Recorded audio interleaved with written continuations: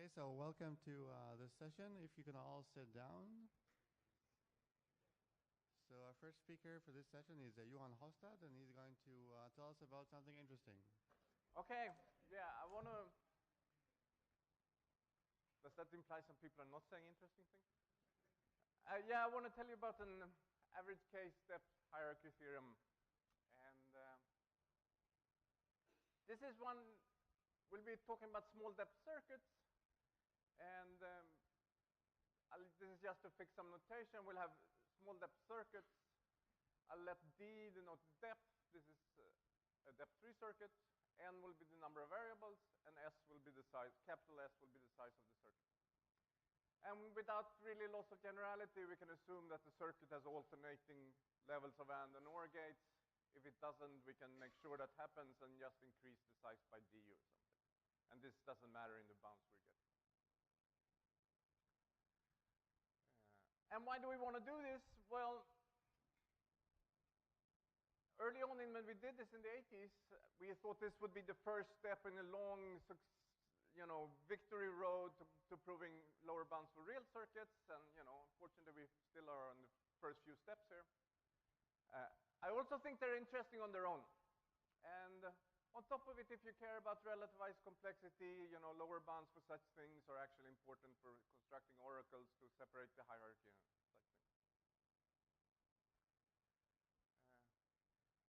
And before many of you guys were born, we were actually proving lower bounds for such things. And summing it up, if you want to compute parity, you need exponential in n to the 1 over d minus 1. And in fact, you can also prove that, if you add just depth 1, you get much more powerful. So there are read ones functions computed by depth d circuits. But if you do depth d minus 1, you also get exponential in 1 over d. Exponential in n to the 1 over d. And looking back, it was we established this as worst case results. But these days, somehow it's a knee-jerk reaction that if you get worst case results, you want to get average case results. So which in this case says that you don't want just any circuit in this smaller class not to compute the circuit, but you also don't want it to approximate the circuit. So in particular, you would want that, that the probability for any small circuit, the probability that it agrees with the function we're thinking about should be more or less 1/2.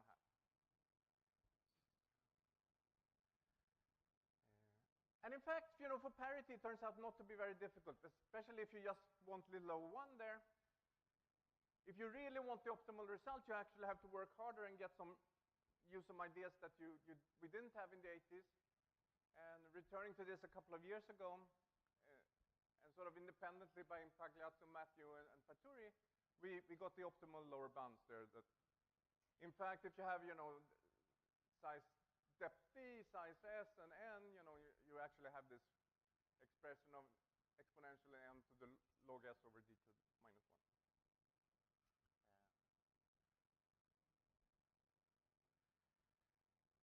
1. But what we really wanted to talk about is hierarchy results here. And in particular, if you look more carefully at the functions we were using back in the 80s, it turns out that there is a circuit of smaller depth that actually computes the function fairly well.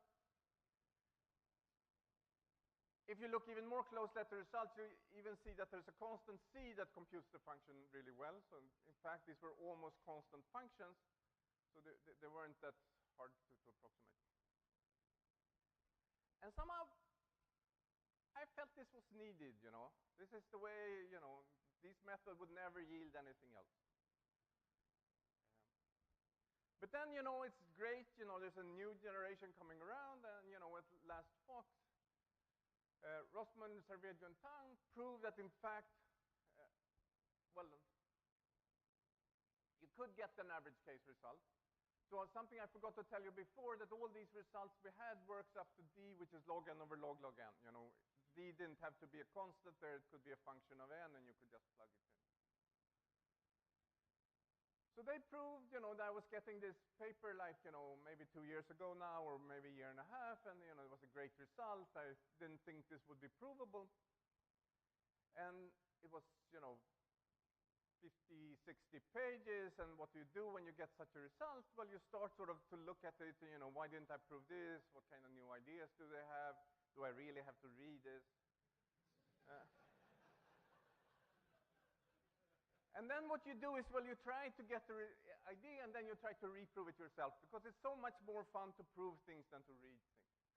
And this is what happened there. I sort of managed to get enough out of the paper, and what I do is I managed to extend it to greater depth, which I could get it into this conference, and I also got a simpler proof, I think. So now, in fact, up to log n over log n, we have a hierarchy result in the average case setting. So just to say what I feel I did, it's sort of logic depth, simpler proof. So what I want to do now in the next 14 minutes is I want to go through the RST proof in some detail so that you can actually appreciate the technical changes I did, okay?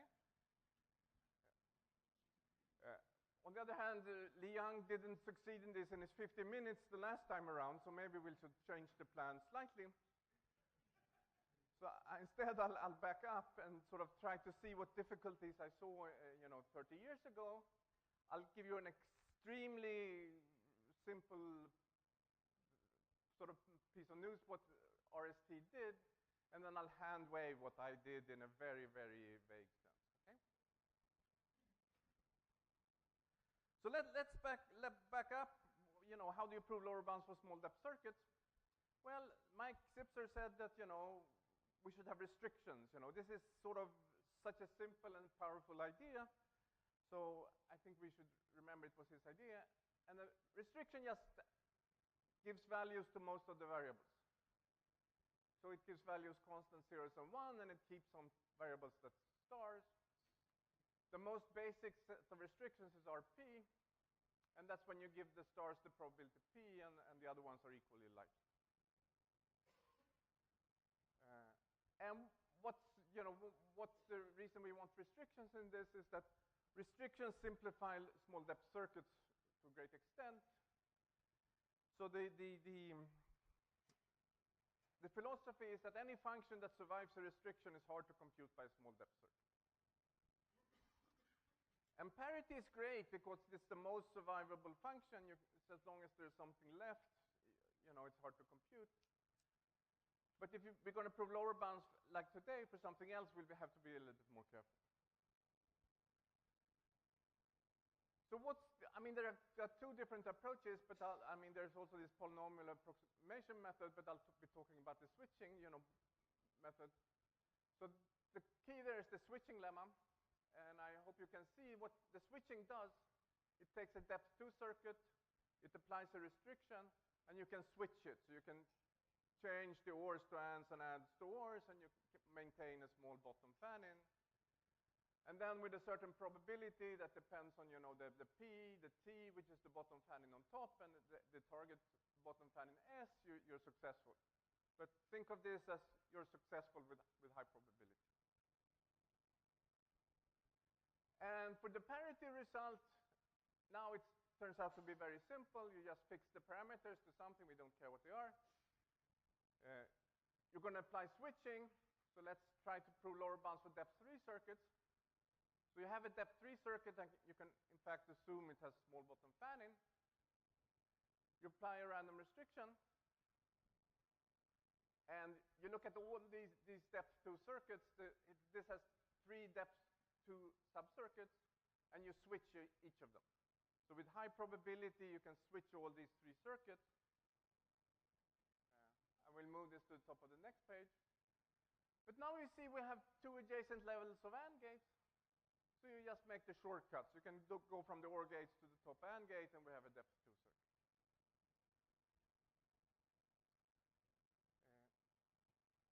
So let's see how to prove average case lower bounds for parity this way. We have some circuit of depth P. One restriction from RP wipes out one level with high probability. So you repeat this D minus 2 times and then 1 extra time. And then you, in fact, only don't get a depth 2 circuit, but you get a very simple depth 2 circuit that has no correlation with parity. this happens with high probability. And then you just notice that if you first apply a random restriction and then fix the remaining variables with uniform probability, in fact, what you have done is sort of pick a uniformly random input to the circuit, and then it's just a simple manipulation, and you see that you have small correlation.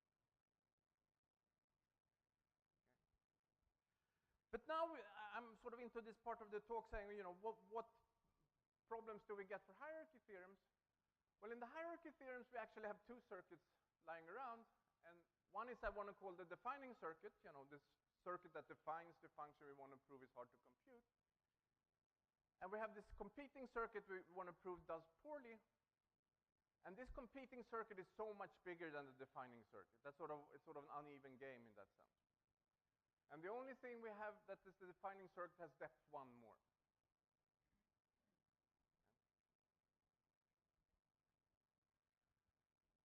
And the way we want to proceed now is to find a set of restrictions that we can prove the switching lemma.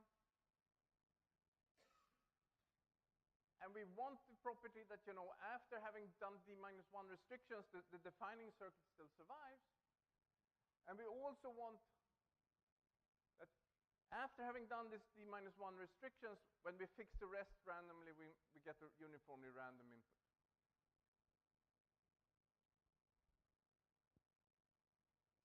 So the dilemma that existed 30 years ago is that suppose we actually want, we really need this property that after done a number of restrictions and fixing the rest, we should get a uniformly random input. And when you think about this for a while, what could you possibly do except RP? If you have some set of restrictions with dependent input, how could you possibly end up with a uniformly random input at the end? And that was the end of my thinking then. Okay. So now I want to sort of very simplified tell you one trick that sort of existed in RST. And we're just going to look at a single gate. Okay. So let's look at a single gate and restrict inputs to it. So what I'm going to do is I'm going to pick a uniformly but non-empty set of the subset of the input and call that, unfortunately, capital S, which I should have been the size, but now it's something else for this slide. And then I'm going to say, I'm not going to tell you what these variables are, but I'm going to replace all these input variables with the same new input variable y. And then for the ones that are not picked, I'm going to just make them ones. So note that I have an AND gate here. So the very simple thing to say is that if I later set y now with a bias probability, namely 2 to the minus m of being 0, and 2 to the minus m of being 1, and the other one of probability of being 1, I'll in fact would have picked a uniformly random input to the gate, right? So that's a very funny way of picking a restriction. I first fixed many of the variables, but then I promise you that I'm going to make all the remaining variables the same value. And this sort of looks very dependent, but in fact it is uniformly at random. And this was a key way to form that RST did. They called it projections. And the thing is, you do as before, you fix most variables to constants, and you identify many of the remaining variables with the same new variable, and that sort of can make it get going. Yeah. So let me tell you that, some of this new variable is biased, but it doesn't really matter. If you're playing this with biased variables or unbiased variables, it's really the same game. You can think of, a biased variable, which is 2 to the minus m biased. You just replace it by an or an and of m standard inputs. So they're equally easy to play with. Now you just define a hard function, and you take the obvious choice. You take an alternating and an OR tree. You have fixed the fan-ins to make this unbiased, and it's not very fun. So I'm running out of time, so you can figure this out yourself. Right. And now we're going to do our restrictions, or rather projections. And this really the thing to think about is what will these new variables be But using this trick I showed you, the thing that the new variable should be is really the values of intermediate gates in the defining circuit. So by fixing many of the variables and identifying the rest, I'll make new variables that sort of takes the values of gates of the new circuit. So the restrictions will have the property that almost all variables are set, but in a subtree in this defining functions, some cases most variables will be set, and all the others will be identified to the same variable. And now we sort of have the setup, you know. We won't just set the live, we won't all do these identifications. Anything that's alive in a subtree will make the same variable, and we just have to give out zeros and ones and stars to the same way. And we'll have to prove the switching lemma, and we just have to make sure that things live in the correct probability. And this was all done in RST, okay? So what did I do? Well, you know, after this highlight of the ideas, you know, the devil is in the details. There's some work to be done here. So let me just tell you one simple problem. So when you're looking at the defining circuit, you know, if you have an AND gate, most of the time, did I make an AND gate? No, if you have an OR gate, most of the time it will be forced to 1. You know, it has lots of inputs, and so it's probably one of them will be 1, so it will be 1, which means it will disappear. But if you look at these things, to have any hope of proving a switching lemma, in fact, you have to accept that it's going to be 0 some of the time. Otherwise, the switching lemma is just false. So this means you'll have damage over your defining circuit. You know, when you do restrictions, you can't really get rid of one level at a time. There will be, sometimes 2 levels will be destroyed, and you have to analyze.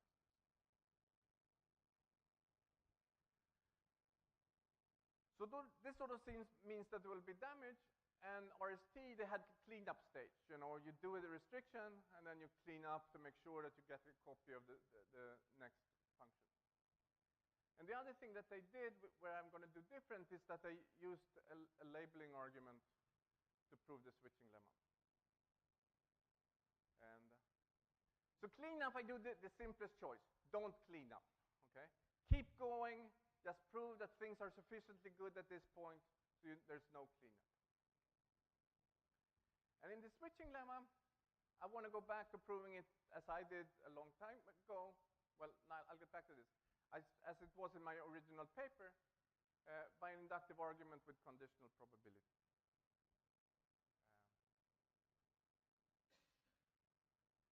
So the way I view a switching lemma, the only thing you need to prove is this statement. This is the key sub-lemma of the switching lemma if you ever went through this.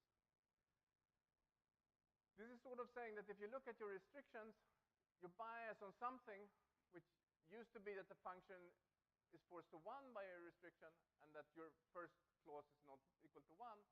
Later, I've sort of felt that any downward closed set is fine here. That means that changing a single variable from a star to a non-star doesn't make it leave the set. And then you just want to prove that it's not too likely to make any set of variables equal to stars. And once you can prove this, the rest sort of follows by just massaging and looking at inductive cases. And the way, I mean, you do have conditionings. You have to make sure that, you know, the probability of something being star is smaller than being star or 0 or 1 or 0. That's sort of the key lemma. Once you can prove this, we're home.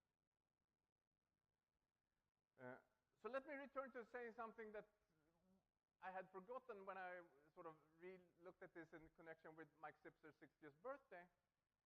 My original proof of the switching lemma, when I first proved it, was was sort of one of these labeling arguments. And then I showed it to my office mate, Ravi Bopana, when we discussed it. And then he said, you know, you can write it this other way. And I felt it was, you know, much better with, you know, conditional probabilities. And I just have to point out that I actually acknowledged this in the original paper, which I had forgotten. But nobody reads. You're not even your own papers. And then Sasha Rasborov came back and proved that actually you want to do this by a labeling argument. And I think, you know, it's sort of been so I think the proofs are the same in the first place. You know, I don't know if there's agreement with this. I think the induction way of saying things is actually better. You need some self-confidence about conditional probabilities, but as soon as you have this self-confidence, which sometimes make you go wrong, but that's a different story. I have some false proofs of these later statements. But I think that's the way to go. Okay, so enough about this. I won't have time to say anything more about the proofs. So what did we do here? I got the average size hierarchy up from roughly square root log n to log n over log n. And if you're just going to cite this result, maybe that won't be that important for you. But if you actually want or need to teach and read this, I think I've saved you a lot of time. And we are going to make hopefully a nice journal version of this that will appear. It's almost done. And I want to end by, it's great to have these young people, proving things that you thought impossible 30 years ago. So I think the young people in the room should prove that we know we can get better lower bounds. Depth 2, we should beat 2 to the square root n. And yeah, that's it.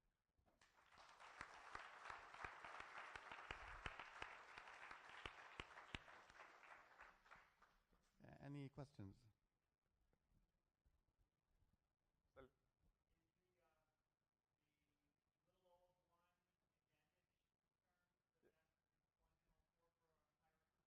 Yeah, more or less, because if you look at one of the inputs to the output gate, it has to be a little bit correlated with the output, roughly to the fan out of the output gate. So you can't get exponential bounds here. So do you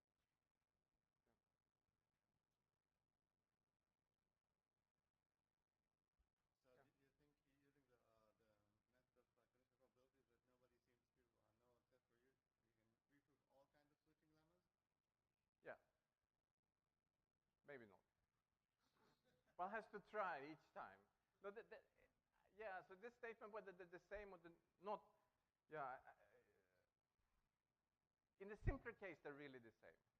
But somehow these conditional probabilities to the way they appear, sometimes it doesn't work out. But if it does work out, the formula is nicer. So you should always try to do it in the conditional probability way.